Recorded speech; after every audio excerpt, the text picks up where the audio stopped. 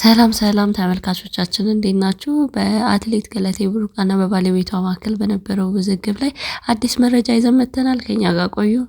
ነበሩ ድልም ሲመጣ ደስታውም ሀዘኑም ሲመጣ ሀዘኑ መውደቁም ሲመጣ አብሮ መውደቅ የሚገርም ነገር ነው ይላል።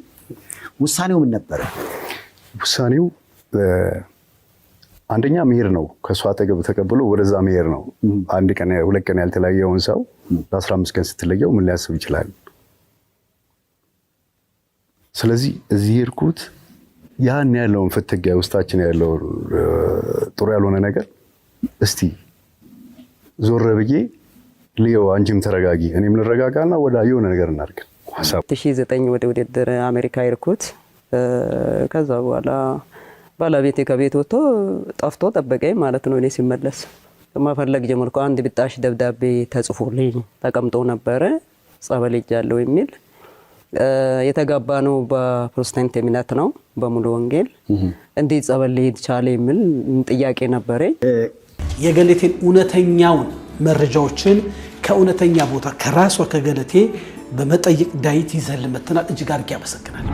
በመሬት የሚባል የለም ላለው እንግዲህ እጄ ላይ ያለው መረጃ የማይንቀሳቀስ ንብረት ተብሎ እስከ 9 እዚህ ላይ ሰፍሮ እናገኛለን። ለፖሊስ ሪፖርት ልታረክ ስትል አርፈሽ ተቀመጪ ህይወቴን ልኑርበት። ኢኒሶንስ በጋብቻ ላይ ጋብቻ አግብቷል ማለት ነው። ሰው እንዴት ህሊናውን ይሸጣል? አሰልጣኟ ባሏ ነው። ውሸት። የገለቴ ከጋብቻ በፊት የነበረ ንብረት እንደሆነ በፊርማቸው ያረጋገጡበት መረጃ ወደዚህ እናቀርቃ የነበራት የመኪና ቁጥር እዚህ ላይ የሰፈረው የማይንቀሳቀስ የግል ንብረት ተብሎ 5 ተመዝግቧል። ሜትር 500,000 ብር። እንዲህ አይነት መሬት የት እንደሚሸጥ መድኃኒዓለም ይወቅ። ብቻ በፊት የነበረ ስምምነት በጣም ብዙ ጉዳዮች እጃችን ላይ ሰነዶች አሉ። ይሄን ያህል እንኳን ፐርፌክት የሆነ አማርኛ ንግግር የማትችል በጣም ምስኪን ሩህሩህ ታይል አሁን እሷ እንዴት ኖረ ያመጣውት ማለት ነው። ሙሉ ይቃውም ቤቱ ምስኪን ምርጥ ኢትዮጵያዊ ነች። የሯጭ ህይወት የወታደር ህይወት አልፎ አልፎ እንገናኛለን። በጣም የጸሎት ሰው ነች። እግዚአብሔርን የምትፈራ ሴት ነች። አሁን አይነት ውክልና ቦታ ላይ ስትመጣ የሌላ ሰው የተሳሳተ ውክልና ይዛ መጣቻል። የተሳሳተ ውክልና አይደል? አዎ በጊዜ ያለው ውክልና ልታነሳ ሄዳ የባሏን ውክልና ሳይሆን የሌላ የተሳሳተ ውክልና አነሳች ብሎ ለህዝብ አሳይቷል። የኢትዮጵያ ህዝብ ይታዘብ።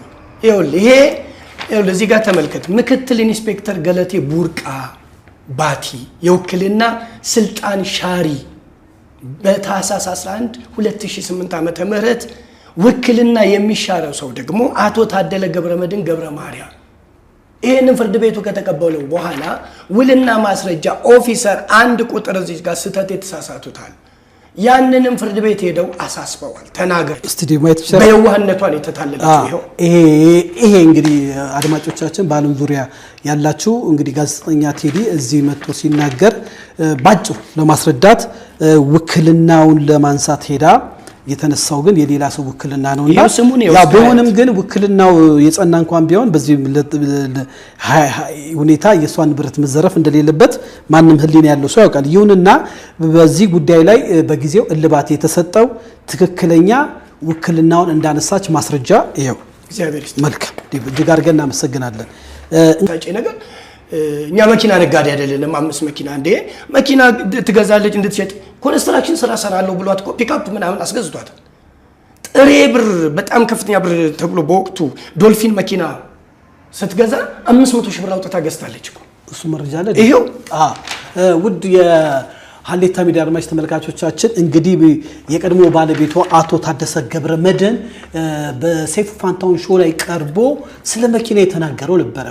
መኪና ቤታችን ወይ 1 ወይ 2 መኪና ነው ፓርክ የምናደርገው ብሏል። በነገራችን ላይ ግን እዚህ ከ1 እስከ 5 የሰሌዳ ቁጥር 2 አዲስ አበባ 64421 ዶልፊን፣ የሰሌዳ ቁጥር 2 አዲስ አበባ 39256 ቢትስ፣ የሰሌዳ ቁጥር 98853 ፒክአፕ፣ የሰሌዳ ቁጥር 01 አዲስ አበባ 22927 የሰሌዳ ቁጥር 11386 ያሪስ ኮምፓክት መኪና የማይንቀሳቀስ ንብረት ተብሎ ተመዝግቧል።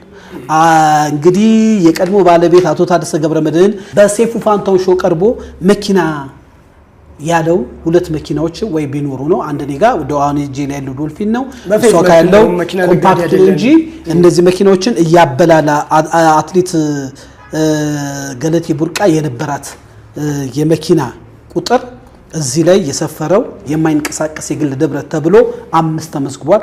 የሌለ ንብረት ደግሞ ፍርድ ቤት አይመዘግብም። እነዚህ መረጃዎችን አይቶ እንደሚመዘግ የቦታዎችንም ሁኔታ እጄ ላይ መረጃ አለ። 11 መሬት የሚባል የለም ላለው እንግዲህ እጄ ላይ ያለው መረጃ የማይንቀሳቀስ ንብረት ተብሎ እስከ 9 እዚህ ላይ ሰፍሮ እናገኛለን።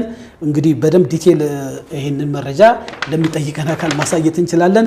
አዲስ አበባ ቦሌ ክፍለ ከተማ ወረዳ 8 በዋሳ ከተማ የቦታ ስፋት 600 ካሬ ሜትር፣ በአዲስ አበባ ከተማ በሞጆ ከተማ በሰበታ ከተማ ህንፃዎች በአዲስ አበባ ክፍለ ከተማ በአዲስ አበባ ቦሌ ክፍለ ከተማ ገርጂ ቶታል የሚል ክሪስታል አክሲዮን ማህበር የሚሉ የቦታዎችና የግል ይዞታዎች እንደነበሯቸው አለ። አቶ ታደሰ ገብረመድህን ግን እዚህ ላይ ምንም ንብረት የሚያል እንደተነገረው አይደለም ብለዋል። እዚህ ላይ አንተ የምትለው ነገር ይሄ በራሱ ማለት አለኝ ለማስባል ነው። ኦፍ ኮርስ ምንም ይሄ እኮ ግልጽ የሚንቀሳቀሱ ንብረቶች ተብሎ 5 መኪና እንደነበራት እነዚህ ደግሞ ቦታቸው የተጠቀሱ በየቦታው ያሉ መሬት ከነ ይዞታው የቀረቡ አሉ። እነዚህ ባሉበት ግን እንዴት የለም ይሄ እኮ ግልጽ እኮ ነው። ባለቤቷ ጋር ከመተዋወቋ በፊት ስለነበራት ሀብትና ንብረት የሚገልጽ ነው። አንዳንድ ሚዲያዎች እሷ ከክፍለ ሀገር እንደመጣች እንዳገኛትና ንብረታቸውን በጋራ እንዳፈሩ እሱም ደግሞ እኩል መብት እንዳለው ማለትም ከጋብቻ በፊት የፈራ ንብረትና ከጋብቻ በኋላ ተብሎ የሚመዘገብ አለ። በዚህ ላይ ግን በሚገርም ሁኔታ አትሌት ገለቴ የነበራት ሀብት ሰፍሮ ይገኛል። እንደው ትንሽ ቀንጨብ አድርጌ ለአድማጮቻችን ላሰማ ዲብ ከትልቅ ይቅርታ ጋር ከጋብቻ በፊት በተጋቢዎች በነበረ የግል ንብረት ላይ የተደረገ ስምምነት ይላል። በእኛ አትሌት ገለቴ ቡርቃና አቶ ታደሰ ገብረ ማርያም መካከል መስከረም 1 ቀን 2000 ዓመት ነው ይሄ ውል የተደረገው።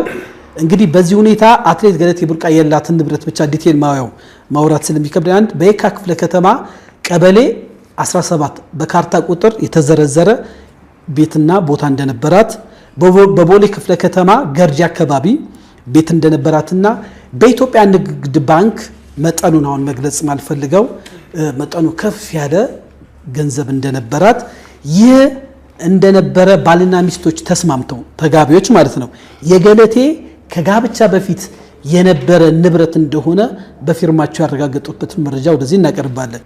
በአትሌቲክስ ያፈራቸው ንብረት እንዳላት ከክፍለ ሀገር ብቻ እንደመጣች ሳይሆን አንጡር ሀብት እንደነበራት ተነግሯል። ግን አብዛኛው ይነገር የነበረው እሱ ፍሮም ስክራች አብሯት እንደነበረ አብሮ እንደተፈራ ንብረት ከሷ ከቅርብ ወዳጅ እንደሰማነው ከሆነ እንግዲህ የራሷ የሆነ ንብረት ከሱ በፊትም እንዳላት እንግዲህ ሰይፉ በኢቢኤስ ላይ ባቀረበው ኢንተርቪው ብዙ የተለያዩ ሀሳቦችን አቅርቧል። እንግዲህ ብዙ ማስረጃዎች አሏት። እንግዲህ እኛ በእኛ በኩል መልካም እድል እንግዲህ ሁሉንም ነገር ህግ የሚፈታው ይሆናል። ህግ ይላት እንላለን። እናመሰግናለን። ሰብስክራይብ አድርጉ።